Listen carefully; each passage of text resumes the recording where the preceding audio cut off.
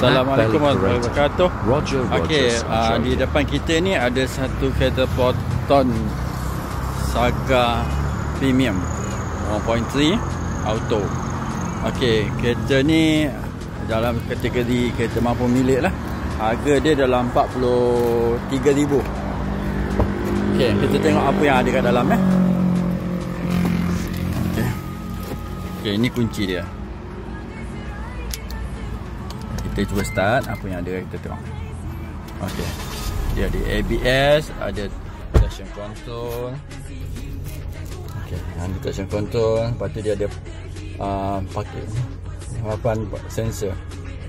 Okey, dia punya infotainment boleh connect dengan Android.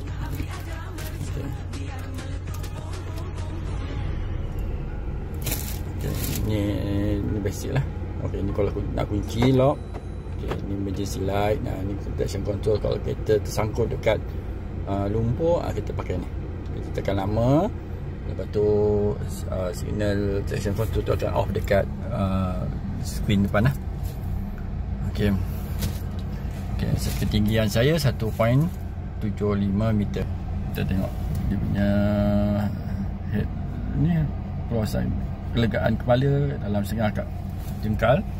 Lepas tu, okey, ini nanti peluasan kat belakang pula Okey, ini ada dua tempat letak air, cup holder. Sini boleh letak dompet, letak telefon. Kat sini pun boleh. Sini ada power outlet. Sini ada USB cable yang power outlet. Dan sini ada glove box. Okey, kereta ni ada dua airbag, depan dan depan dua lah. Okey, kat tepi dia ada tempat letak air mineral, ambil kat sini. Okey, nanti kita tengok kat belakang. Okey, ni sekarang saya berada di seat belakang. Okey, bedroom kita. Okey, setengah jengkal lagi kelegaan saya. Dan kalau dekat lutut pun ada setengah jengkal untuk ketinggian saya. Okey, kalau kita nak turunkan seat, kita boleh turunkan dengan menekan butang kat sini. Ada dua butang belah sini dengan belah sana. Kita tekan serentak dan dia akan turun seat. Kita tengok kat boot belakang pula apa yang ada. Okey, kalau nak buka bonnet, kita tekan kat sini lama sikit. Okey. Okey, dia ada toolbox, dia ada safety triangle. Lepas tu bawah ni ada tayar spare dan jack. Okay, keluasan dia dalam 400 liter lah bonnet. Sesuai lah untuk kalau kata orang keluarga kecil, anak 3-4 orang, boleh bawa balik kampung, InsyaAllah.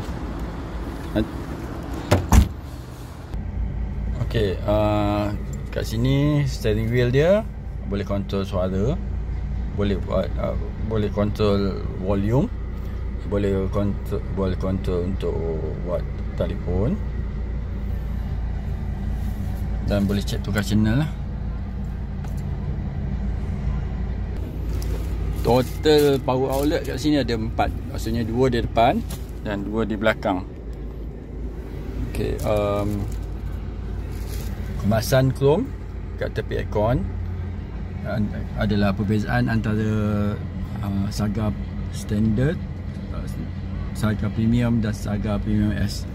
Kalau Premium S dia punya kemasan warna merah, Saga Standard kemasan dia warna hitam.